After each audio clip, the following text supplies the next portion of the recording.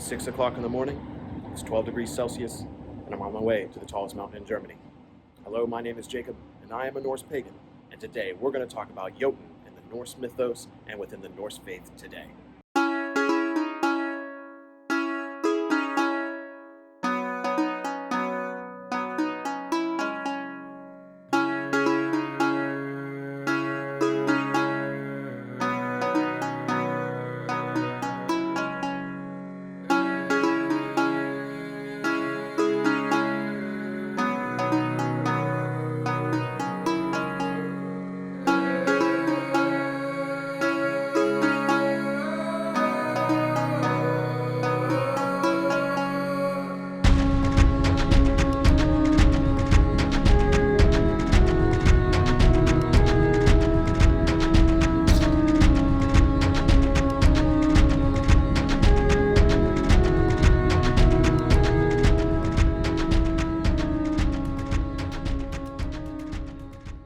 I could think of no better subject than the Jotunar when thinking about what to film up here in the Alps. The only problem came when I started doing the research and realizing how hard it would be to encapsulate the entire subject of the Jotunar in one single video. So what I decided to do was to take to YouTube and Instagram and ask people what questions they would like answered about the Jotunar. So I came up with quite a few, and I've kind of condensed them into main subjects. A couple of notes before we actually begin. Obviously, I've said Jotunar here. This is something that I've struggled with even in my research and even my planning of this video, is the difference between, Jotun and Jotunar. There are many different ways to spell Jotun, as I'm finding out, and even more ways to spell the plural version of it. But I think there's a habit of many of us in the faith, including myself, to say Jotun in the plural. But everything I can find is that Jotunar is actually the plural. On the subject of giants, this is what you see them referred to as most within the prose and poetic Edda, is as giants. Now, this is an interesting misconception, and from what I can tell, this came from a intermingling of languages that it kind of came out that they are giant beings. So this kind of makes the information we have kind of confusing, because when you think about the gods interacting with them, when you hear giants, you're picturing these mountain-sized people talking to the gods, interacting with them, and sleeping with them. But we're going to tackle all of that within the questions I have here. So question number one, how are they different? I took this in two ways. How are the individual Jotuns different, and how are they different from the Aesir gods and the Vanir gods? So there are many different variations of Jotunar that we can see within the writings that we have.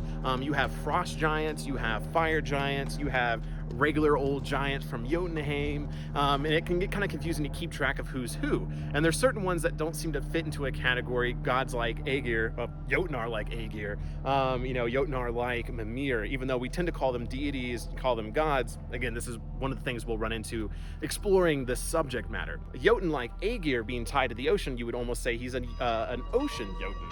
But, again, that's not really something we see.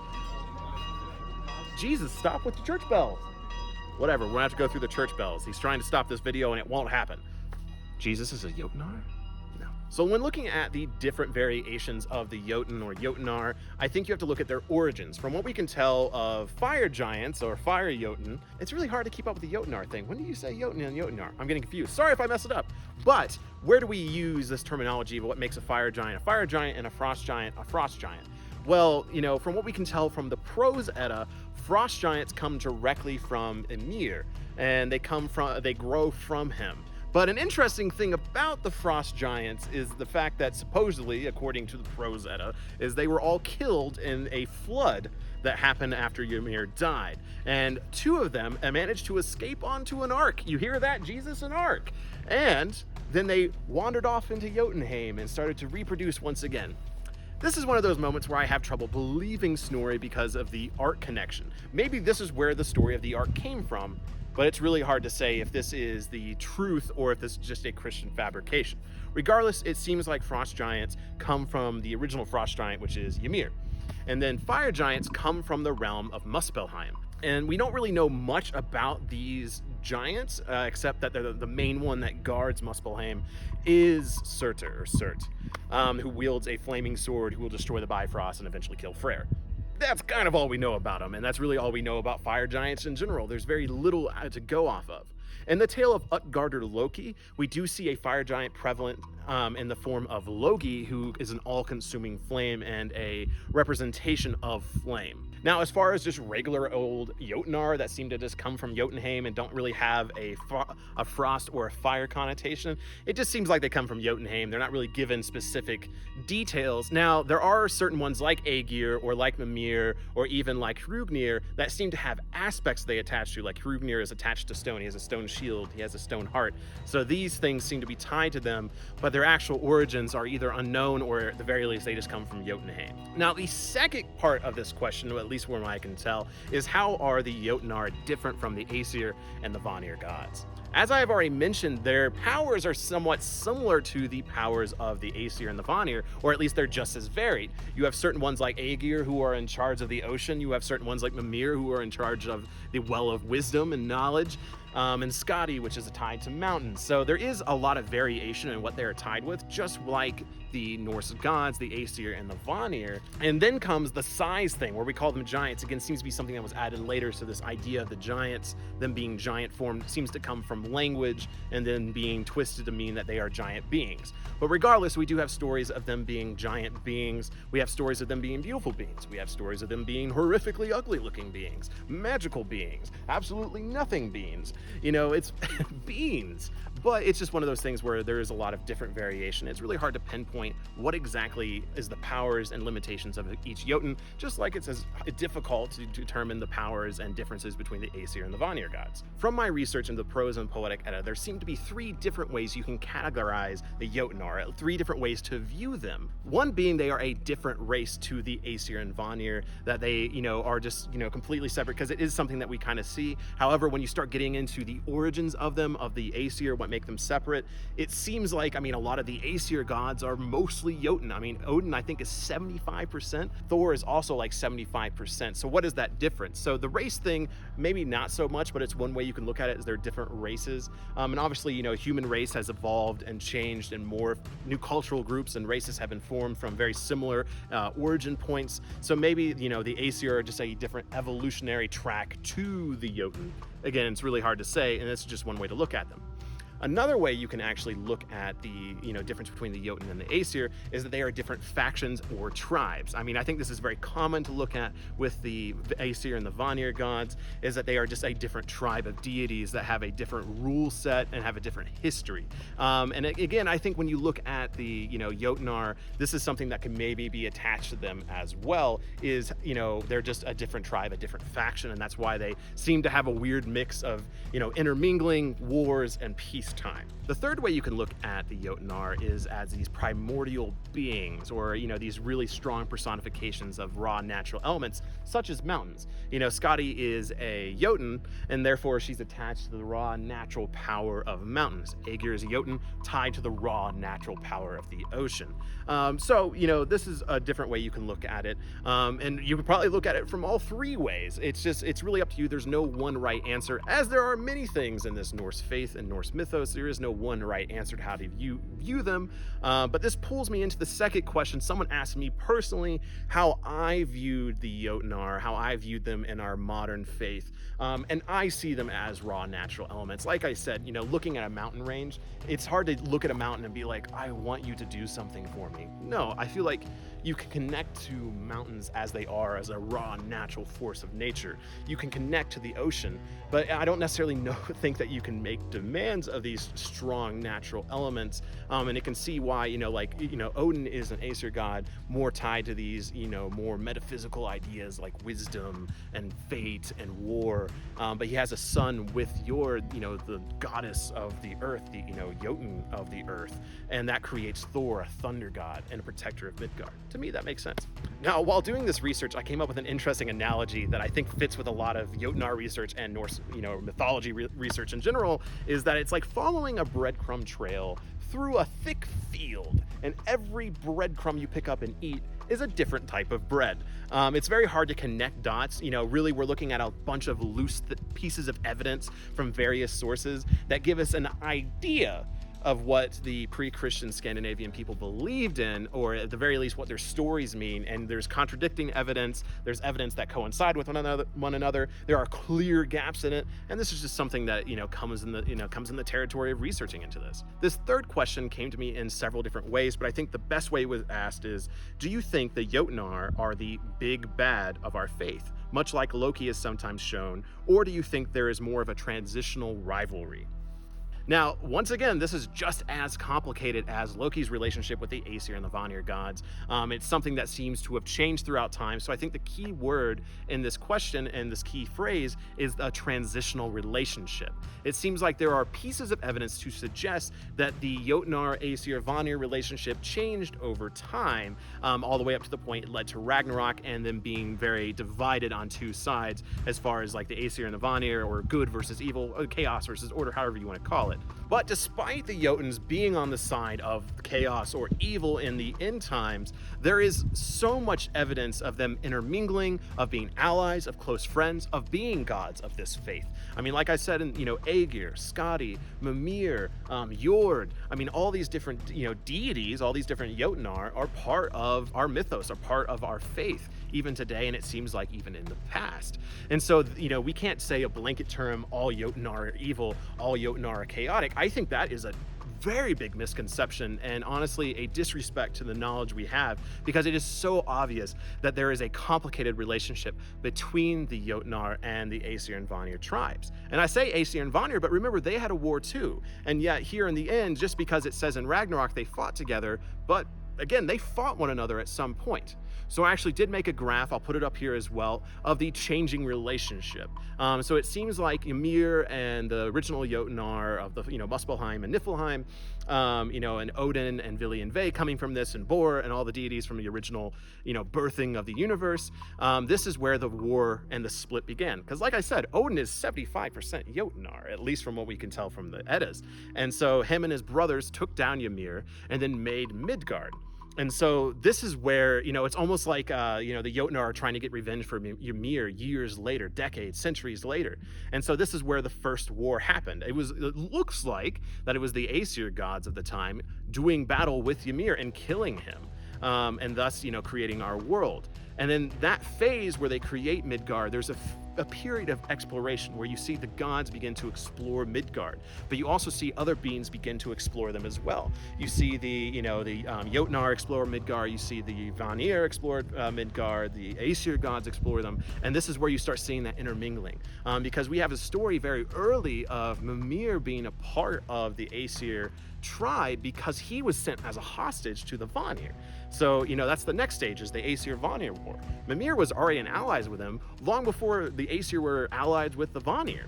So again, you just see all this, intermingling, and there doesn't seem to be a one set time where it was like all was evil, all was good, besides really maybe the very beginning. And as the time period of the mythos moved forward, you just see this, black and white turn to gray, really, as the Aesir and Vanir and Jotunar were all sided together on one side against the Jotunar, but against evil and chaos in Ragnarok. Question number 4. Are we able to connect with them? So thank the gods. Honestly, this is the most exciting news, is that we can say pretty definitively is yes, you can connect with and speak with and give offerings to the Jotunar. And we know this because we are very certain that there were tribes and groups that venerated and honored Skadi in the Viking Age and prior, just because of namings of places, and I believe there is actually a story of people honoring Skadi. Again, she's a later addition to the Asgardian melting pot, so to speak, so to see her worshipped in a later time is very helpful. Now, for all we know, all Jotunar were hailed in some way, but we can't prove that. But we at least know a good Jotunar, or at least one part of the Asgardian tribe, is worshipped and venerated in the past. So that gives us a lot more confidence now to say that you can come to a place like this, you can come to the mountains and hail Skadi, you can hail the skiing goddess, you can hail the goddess of the mountains.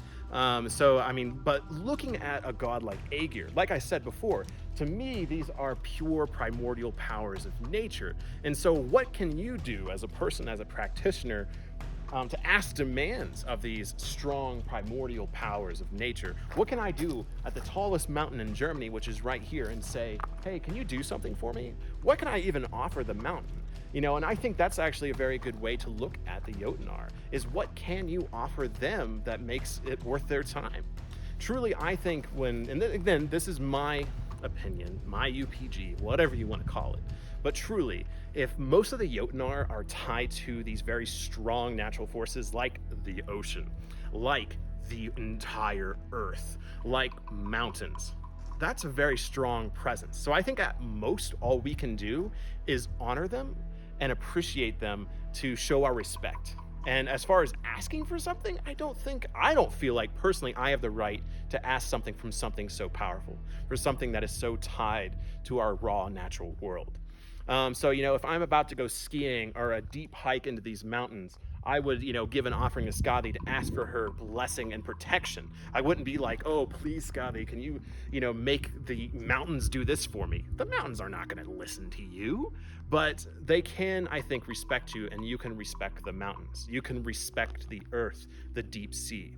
I mean, even looking at the ocean and the relationship between Aegir and Ron, it doesn't seem like, what we can tell, that Aegir and Ron were necessarily venerated. That's why there was Njord, to protect the seafarers, to protect the people that left the coast into the deep sea. Once you were in the deep sea, you were the Jotunar's, plaything. It was up to them whether you lived or died. And I don't think you can go out to the deep sea and make demands of the ocean. You can just appease the ocean, so to speak. There's another question I kind of shot here at the very end. I didn't really count it as a full question. I had a couple like it. It was basically asking me if I thought the gods, the Aesir Vanir gods, would be upset by honoring the Jotunar. And as I cleared up with Skadi, I think with certain ones, you're not going to piss anybody off. But I think, again, my recommendation is you got to think about the interpersonal relationship between deities. I mean, technically, Fenrir is a Jotun. But when people ask me, can you honor Fenrir? I'm like, why would you ask the Odin guy if you can honor Fenrir? Because I'm going to tell you, heck no. Because that is stupid. Why would I even give advice for something that could kill a deity that I honor and hold so high up? And same thing with Freyr. If you're a Freyr follower and want to get closer with Freyr, maybe you shouldn't talk to Surtur. Maybe you shouldn't talk to Surtur at all because he kind of destroys the Bifrost and, leads the events of Ragnarok and burns the world. I don't think you should do that. So just use your common sense here. And again, think about what these deities, these Jotunar, are really going to do for you. Same thing like Fenrir, Jormungandr. What are they actually going to do for you? I get these questions all the time, and it's something I didn't expect. Are people asking me if you can worship Fenrir, Jormungandr, Surtur? And I'm like, but why? What do you think you're going to get out of that relationship? Again, maybe it's that appeasing thing where you could be like, please don't kill me in Ragnarok, or please don't eat Odin. Again, I don't really know. But when it comes to deities like Skadi, it seems like you can connect with them. When it seems like Aegir, maybe, or maybe Njord, you can connect with these Jotunar, these deity. Something that's pretty incredible while I'm filming this is I'm hiking around on the side of this mountain, and at first, it's like, oh, we were just up there. This really isn't that far, right? But, it took us a long time to get here, and you can see how small everyone looks compared to the size of this mountain, and it's truly powerful.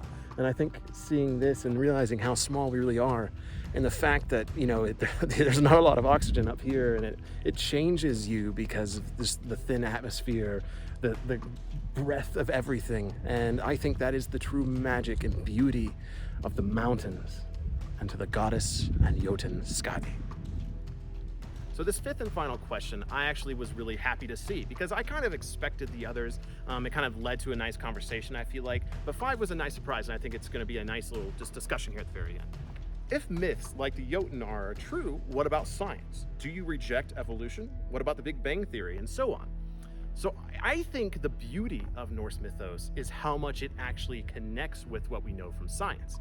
Obviously, these stories, no matter if they saw the gods themselves, they saw these stories unfold, the ancestors did, magic is just science we cannot explain yet. And so I think even if the gods descended down in a UFO, the ancestors really wouldn't know how to perceive that. And so they would write down the stories like we've read them now.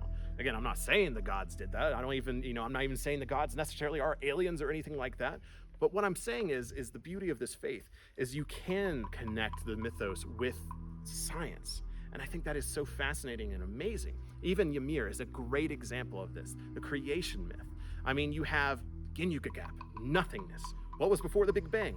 Nothingness. And then you had 2 raw natural elements of the ice world in Niflheim. And then you had the Muspelheim come together to form the first being, the Big Bang, Ymir. Now, no one actually knows if the Big Bang is real or not. No one has witnessed it. We don't have true quantifiable evidence to suggest this is how the universe was made. We are on one planet, on one star, on a small speck of a galaxy in the middle of the giant universe. Our comprehension of everything is so small. But I think when you combine what we do think with science, with the mythology, you're going to find a lot more connections. I've mentioned this before in a video in the long past, but one of the things that I find absolutely fascinating about the Poetic Edda is the mentioning of the shield, I think it's called Sfiol, that guards us from the sun. Now, you might picture a giant shield. What I picture is the atmosphere. Did the ancestors understand the atmosphere? They did have the northern lights. They saw them dance above us. That's just solar radiation dancing on the atmosphere. And so maybe they had some understanding of what the atmosphere was. Now, as far as evolution goes, I think, again, you know, kind of what I talked about, if you view the Jotunar as a race of beings, you can see the Jotunar, the Aesir, and the Vanir all be offshoots and evolutions of one another. You know, again, this is getting way out there, but, you know, one of the things I remember from taking, you know, science classes is that at some point, you know, Homo sapiens and the Neanderthals existed at the same time. Neanderthals were bigger, stronger, and required more calories than the, you know, humans that we are now. And so they eventually died off. So at some point, you know, you had these larger humanoids that were slightly dumber and stronger existing at the same time as us. Again, I can't say definitively or not if those were Jotunar, or if those were giants, or if they were Vanir. I really can't say that for certain. But again, I think there are more connections than there are disconnections between the myth and what we know from science and history. Now, that is all the questions I had, or at least the bunches of questions I have. I do want to leave you with a couple more notes that are not from my notes, and it's the reason why I'm excited that I filmed here, in a place I feel so small. Tallest mountain in Germany right there. Massive valley where people look like ants climbing the side of hills. It's beautiful up here. But also, I think this is a place you can feel that raw, natural power of the Jotunar, of stuff that we can't explain, that stuff we can't comprehend. I'm not here to make demands of this beautiful valley. If anything, it's here to make demands of me. And I can sit back, look at it, and connect with that experience, and just experience this, connect with all of this beauty, and enjoy it, and be thankful for it. To gather some snow. I mean, it's summer. It was just midsummer, and I'm up here covered around in snow, but yet it's warm, it's hot, it's magical. And again, there is all science to explain everything around me here, but that does not take away from the fact this is a magical place to be in, and a place I think you can feel the Jotunar.